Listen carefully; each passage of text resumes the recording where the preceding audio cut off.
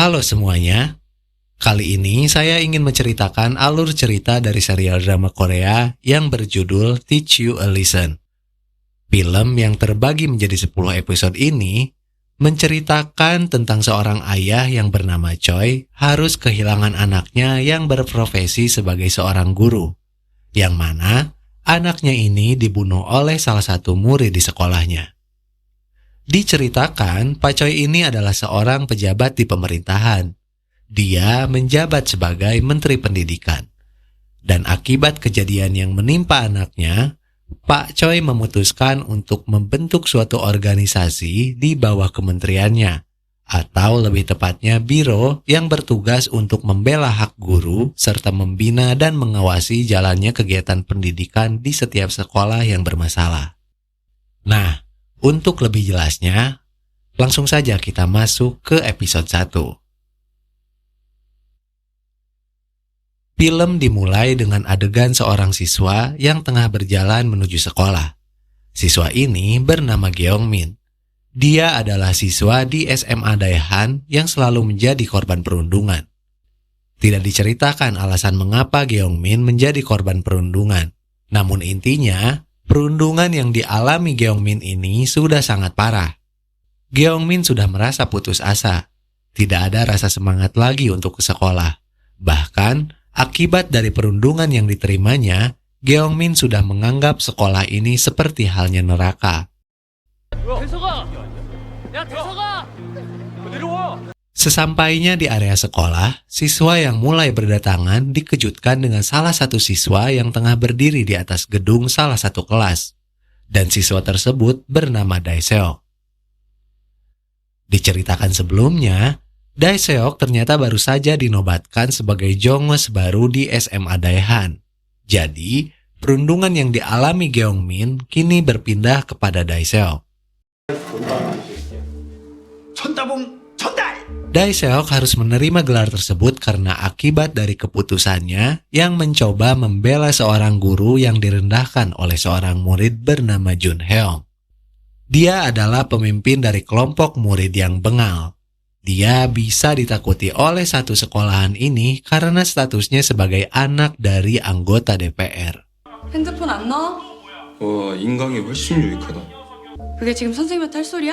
기간제면 정식 선생님도 아니잖아요. Dae-seok yang merasa tidak nyaman melihat seorang guru direndahkan, mencoba membela dengan memberi bogeman yang lumayan keras kepada Jun, si anak anggota DPR.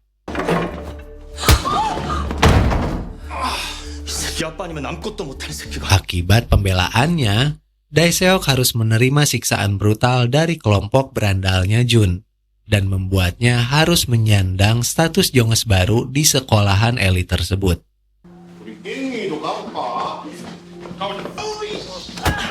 Gyeongmin yang sebenarnya masih punya rasa empati sempat ingin melapor, namun ketakutan lebih menghantuinya.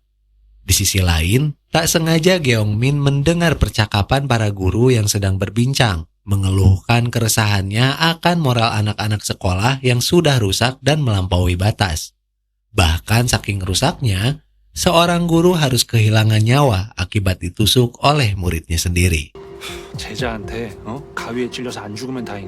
Kembali ke adegan awal, Dae-seok tidak memperdulikan teriakan teman-temannya di bawah. Dae-seok yang sudah putus asa akhirnya meloncat dari atap gedung dan meninggal di tempat.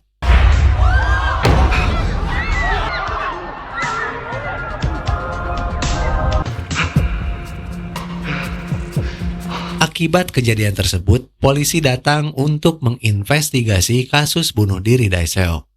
Gyeongmin yang mendengar kedatangan para polisi tersebut sempat menaruh harapan agar Jun dan kawan-kawannya ditangkap sebagai penyebab dari kematian Dae-seok.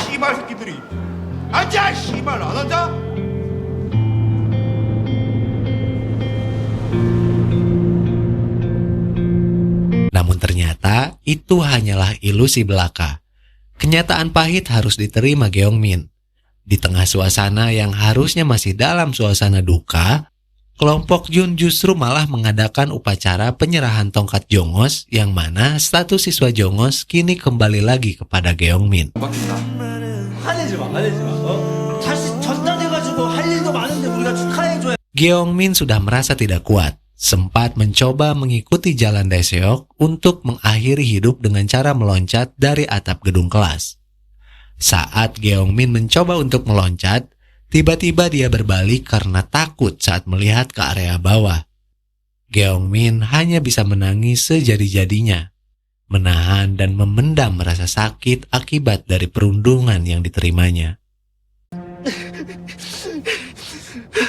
Selang beberapa waktu kemudian, diceritakan Gyeongmin tengah berjalan menuju kelas. Saat akan masuk ke kelas, tiba-tiba Gwangsu berlari dan menendang Gyeongmin dengan kencang.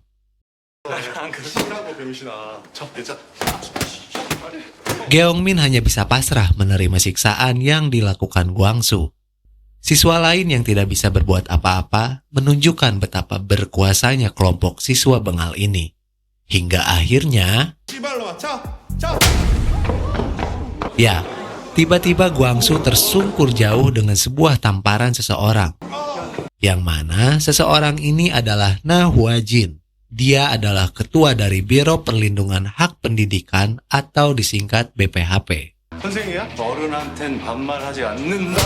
Hwajin yang datang saat penyiksaan Gwangsu kepada Gyeongmin menjadikannya momen perkenalan yang pas untuk memperlihatkan kepada seluruh siswa yang ada tentang bagaimana BPHP melakukan pembinaan kepada siswa-siswa yang bengal. Gwangsu yang tidak terima mencoba melawan. Namun lagi-lagi, tamparan demi tamparan melayang di wajah Gwangsu.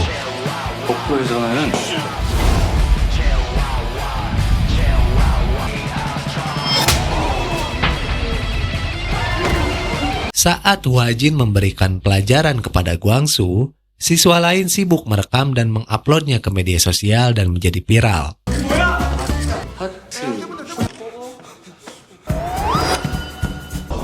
Hingga akhirnya datang kepala sekolah dan beberapa guru untuk menghentikan tindakan Hwajin. 그럼 또 사양 안 하지. 당신 뭐야? 훈련받은 선생님이라는데요. 대한민국 교권보호국 감독관. Shin berpindah ke ruangan kepala sekolah, yang mana akhirnya dijelaskan bahwasannya kedatangan Hwajin ke sekolah ini adalah untuk memberikan pembinaan sekaligus menginvestigasi atas kematian yang menimpa Daeseok. Selain itu, Hwajin akan mengambil alih kelas dengan menjadi wali kelas yang dihuni Daeseok. 대석 학생이 2학년 5반이었죠. 오늘부로 제가 그반 담임 맡습니다. Kepala sekolah sempat mendebat dan menolak keberadaan BPHP di sekolahnya. Bahkan, kepala sekolah menakut-nakuti Hwajin tentang adanya anak dari anggota DPR yaitu Jun Heong. Ayah dari Jun Heong ini bernama Ryu, yang ternyata Ryu ini disinyalir akan menjadi kandidat kuat Presiden Korea di periode yang akan datang. 국회의원 자제분이 있습니다. 저 유광필 의원님이라고 아시죠? 차기 대선 후보. Dari percakapan ini bisa dipastikan ada intervensi dari ayah Jun Heong. Sehingga kenapa kasus pembulian tidak pernah diselesaikan dengan tuntas oleh pihak sekolah. Singkat cerita, Hwajin menuju kelas dan memperkenalkan dirinya sebagai wali kelas baru mereka. 하이, 내가 오늘부로 네 담임이다. Hwajin datang dan mulai mengabsen nama-nama siswa. 김나래, 김광수, 류준형. Saat mengabsen nama Daeseok, Hwajin mencoba memancing dengan pertanyaan kenapa Daeseok harus bunuh diri. 김경민, 네. 고경찬, 네. 박대석. 대석이 죽었지? 얘들아, 니들은 아냐? 대석이 왜 그렇게 됐는지? Seorang siswa dari kelompok Jun, kita sebut saja namanya Yohun, mencoba menjawab alasan mengapa Daeseok harus bunuh diri. 성적 스트레스로 자살했다는데요. Menurut dia, Daeseok harus bunuh diri adalah karena dia stres mendapatkan nilai yang jelek. Hwajin yang melihat bagaimana kelakuan Yohun ketika menjawab langsung menjewer bagian bibirnya dan melemparkannya. 아니 혹시 니들 중에 누군가가 대석이 괴롭히고 옥상에서 이렇게 떨어져서 죽었다. 아따 꿈에 주둥아리. 참 인정머리가 없네. Tidak sampai di situ, Yohun yang tidak terima mencoba membalas Hwajin dari arah belakang. Namun, Hwajin yang memiliki insting yang tinggi dengan cepat mengambil buku dan memukul Yohun sambil menasehati murid-murid yang menyaksikan kejadian tersebut. Belum selesai, Hwajin yang akan memulai pendidikan dengan cara tegas meminta semua murid untuk mengambil posisi push up. Saat perintah itu diberikan, perlawanan kembali muncul. 다 같이 엎드려 뻗쳐볼까? Kali ini, Jun melawan dan memerintahkan teman-temannya untuk duduk di bangkunya masing-masing. 나 딱 셋만 셀 거야. 셋! 앉아. 앉아! Jun yang merasa berkuasa ini mencoba mendebat dan melawan Hwajin.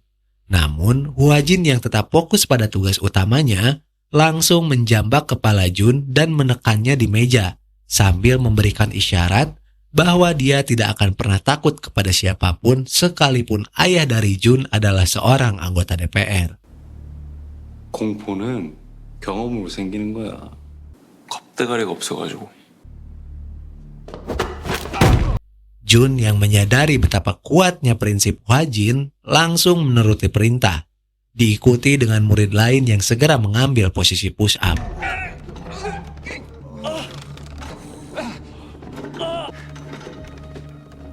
지옥 같을 거야. 셋! 셋. Singkat cerita, Shin berpindah ke area kantin sekolah. Diceritakan semua murid sedang menuju kantin dan mengantri untuk melaksanakan makan siang. Belum kapok dengan kejadian di kelas, kelompok Jun ini masih saja berulah. Ketika sampai di kantin, mereka menyerobot antrian dan membawa baki makanan milik siswa lain. 많이 먹어. Saat maju untuk mengambil lauk di parasmanan, Jun dibuat kaget dengan kehadiran Hwajin yang menjadi pramusaji. Hwajin mencoba menegur dengan baik-baik, agar Jun dan kawan-kawannya segera kembali ke belakang untuk mengantri. 야, 어떻게 이렇게 미운지만 골라서 하냐 너는? 응? 자발적으로 뒤로 갈래? 강제적으로 뒤로 갈래? 아무도 뭐라고 안 하잖아요. Jun yang masih merasa berkuasa tetap dengan sikapnya dan berdalih tidak ada siswa lain yang mengeluh karena antriannya diserobot. Hwajin memberikan nasihat dan kembali menyuruh Jun untuk mengantri ke belakang. Namun, balasan dari Jun justru di luar dugaan. Jun malah menantang dengan mengambil lauk dengan tangannya secara langsung dan membuangnya ke tempat sampah. 이 권력이라는 게 참 무섭다, 그지? Jelas, di sini harga diri Hwajin dan pelayan kantin dipermainkan. Hwajin akhirnya mengambil sikap tegas dengan menendang Jun hingga akhirnya Jun berlumuran sampah makanan.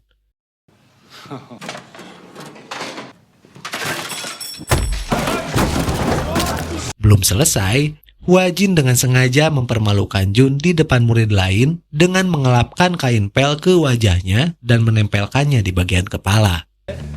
국회의원 아들이라고 막 교복 10벌씩 입고 그러지 않을 거야. 머리에다가 이거를 이렇게 에헤이 진짜. 그러니까 왜 그 먹을 미안 그걸 그렇게 함부로 내가지고 얼굴에 파묻었다. 네. 얘들아 사진 안 찍니? 아우 예뻐라. 우리 준영이 이렇게 보니까 너 좋지? Singkat cerita, Shin berpindah ke area kelas. Terlihat para murid sedang melakukan kegiatan bersih-bersih kelas, kecuali Jun yang memilih untuk pulang. Saat keluar kelas, Jun menendang Gyeongmin yang mana semenjak adanya BPHP di sekolah, kekerasan yang dia terima jelas berkurang. 몰라 막 기대되지. 응? 꺼져 이 병신 새끼야. Shin lalu berpindah ke rumah Jun, yang mana Hwajin yang mengetahui Jun tidak mengikuti kegiatan bersih-bersih kelas memutuskan datang ke rumah Jun untuk menemuinya. Hwajin akhirnya bertemu dengan Ryu, ayah dari Jun. Di sana, dengan banyak obrolan satir, Hwajin menjelaskan maksud kedatangannya kepada Ryu, yaitu untuk menjemput Jun dan memberikannya hukuman. 준영이 왔으니까 무슨 일로 찾아오셨는지 말씀하시죠. 예. 우리 준영이가 청소를 알아봤더라고요. 모든 학생은 공평하다. 그때 의원님 캐치프레이즈가 사람은 사람답게, 정치는 정치답게 이거였잖아요. 제 철학도 비슷합니다. 선생은 선생답게, 응? 학생은 학생답게 임마! Saat Jun mengadu kepada ayahnya, Hwa-jin tidak merespon apapun. Dia justru menyeret Jun dengan cara menjewer dan membawanya kembali ke sekolah. 일부러 저 타깃으로 삼고 괴롭히는 거예요. 박대석 사건에 나 엮으려고 그러는 거라고요. 아지야.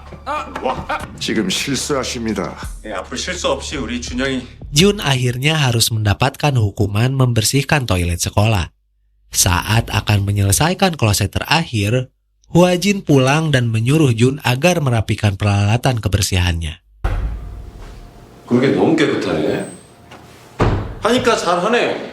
거기까지 마무리 잘하고 저 청소 도구도 마무리 잘하고.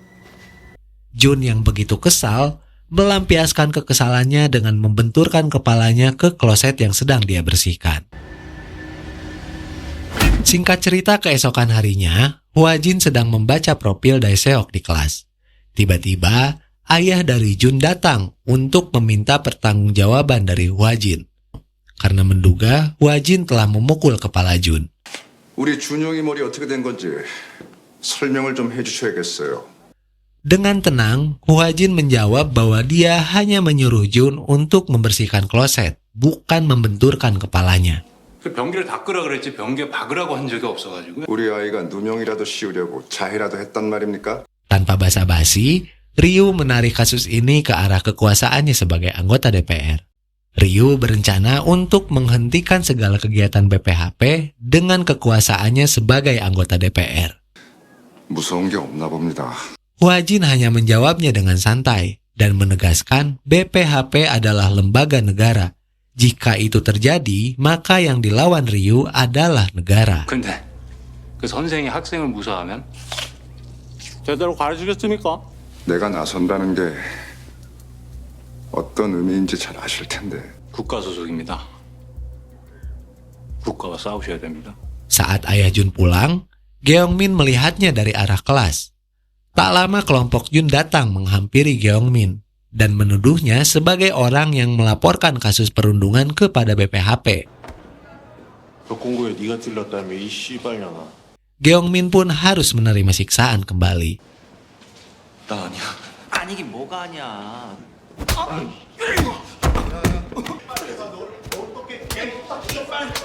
Scene berpindah kembali ke tempat di mana Dae-seok melakukan bunuh diri. Untuk kedua kalinya, Gyeongmin yang sudah tak tahan dengan perundungan yang diterimanya mencoba untuk bunuh diri.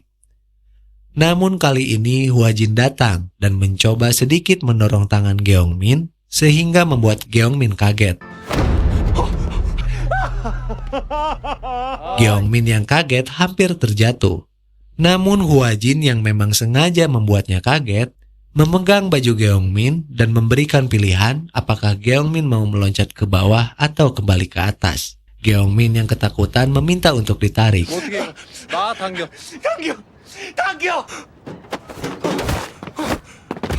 Dari sinilah awal mula kedekatan antara Gyeongmin dan juga Hwa-jin.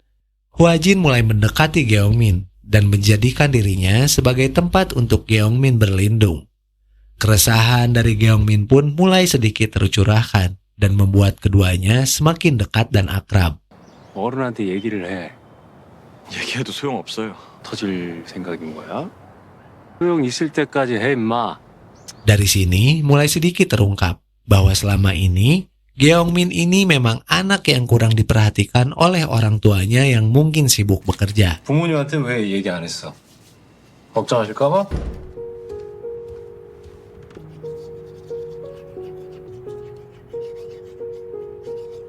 Statusnya sebagai jongo sekolah membuatnya tidak memiliki teman dekat.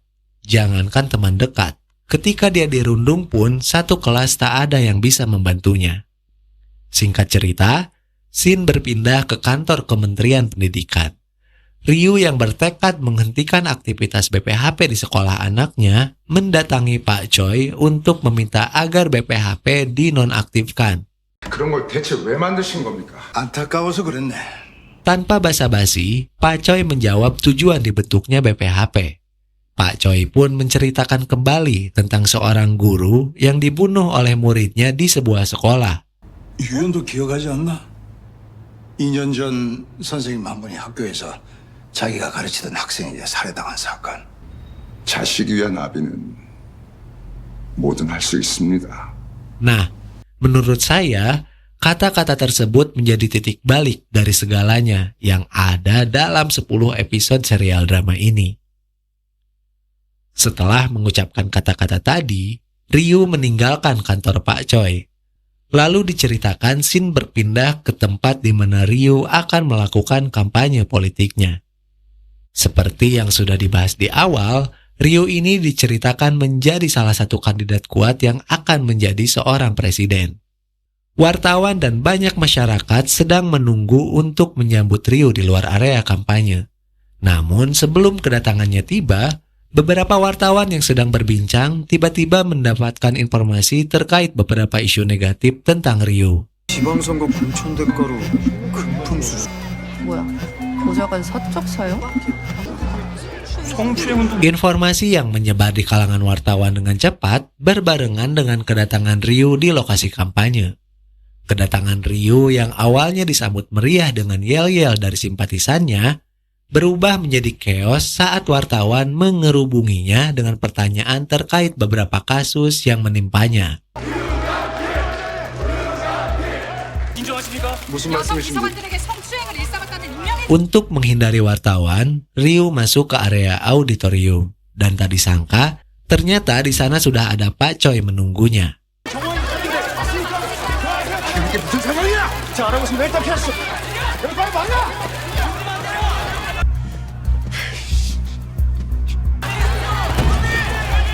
Ryu yang belum menyadari semuanya membuat Pak Choi membukanya sendiri. 우리 유강필 의원님 아직 상황 파악이 안 되시나 보네. 설마 당신이 한 짓이야? 누구 사주박도 한 짓이야? Diceritakan, Pak Choi ini memang sudah punya kartu as dari Ryu. Walaupun Pak Choi dan Ryu ada di partai politik yang sama, dengan sangat apik dan rapi, Pak Choi membongkar segala kejahatan Ryu. 2년이 꽤 긴 시간이더라고.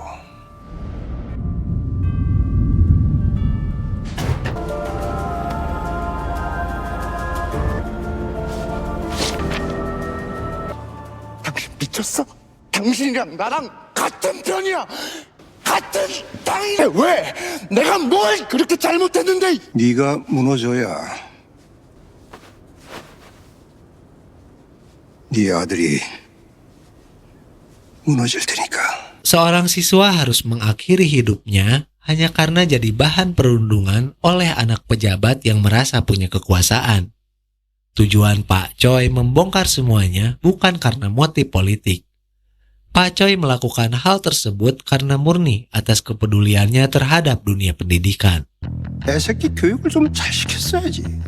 Akhirnya, Ryu si anggota DPR ini ditangkap oleh kepolisian dan menjadi pemberitaan nasional.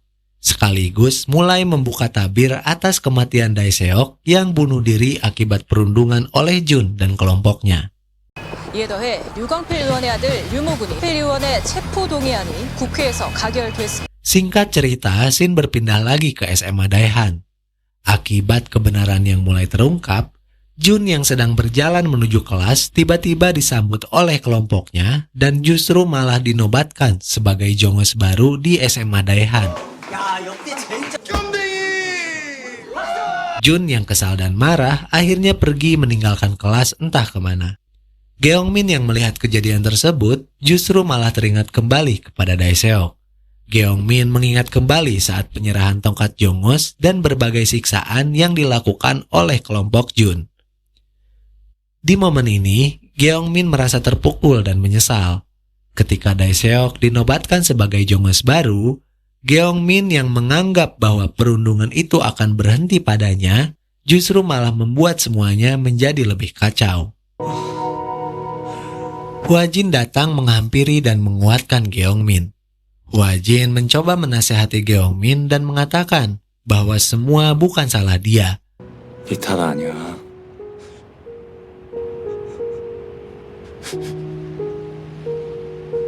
Kesalahan semua ini ada pada lingkungan sekolah yang membiarkan perundungan terus terjadi.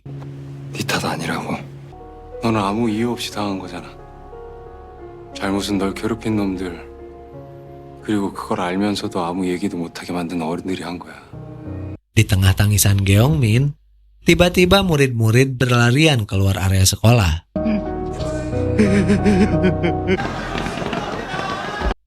Ternyata, Jun kembali ke kelas dengan membawa beberapa jerigen bensin. Jun yang tidak terima atas semua yang terjadi, berniat membakar kelas dan mengurung teman-temannya. Tak lama kemudian, Hwajin datang dan menendang Jun.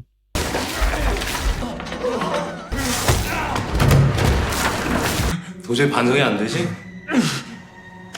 Sambil mengeluarkan korek api, Hwajin menasehati Jun. Jun yang ketakutan mencoba melarikan diri. Dikira hanya menakut-nakuti, Hwajin benar-benar memantikan korek api dan melemparkannya ke arah Jun.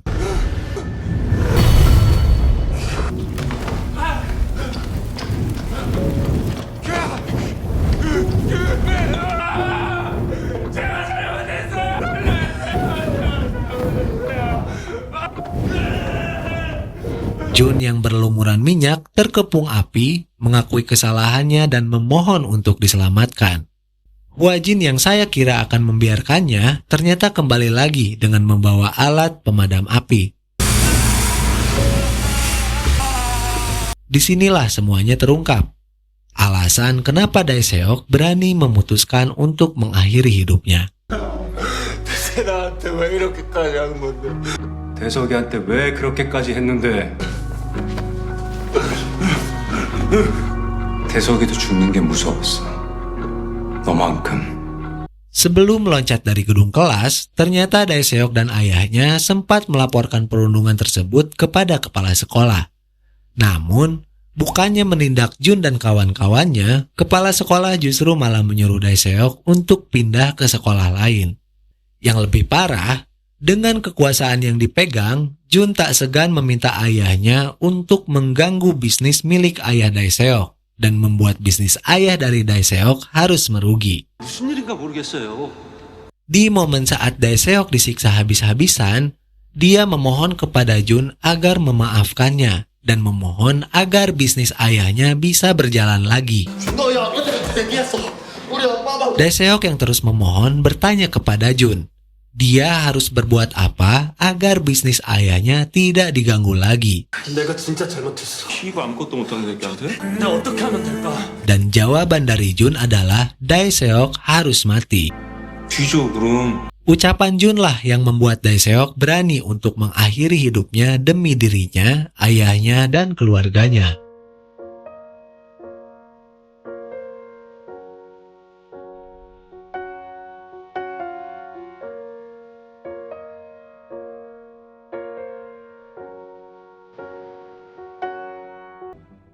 Jun yang baru menyadari semuanya, hanya bisa tertunduk lemas dan tak berdaya. Hwajin menutup nasihatnya kepada Jun agar menikmati neraka yang telah Jun ciptakan sendiri. 근데 네가 무슨 책임을 진다고 해도 대석이는 살아 돌아올 수가 없어. 네가 만든 지옥이야. 거기서 살아봐. Akhirnya, keadilan pun berpihak. Jun dan kelompoknya ditangkap oleh polisi karena terbukti menjadi penyebab dari kematian Dae-seok. Episode 1 ditutup dengan scene yang menuju ke suatu tempat, di mana memperlihatkan Pak Choi sedang berjalan menuju ke sebuah bukit.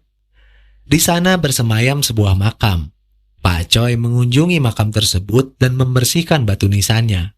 Terpampang foto dan tertulis bahwa makam tersebut adalah makam seorang perempuan bernama Choi Ga-yoon.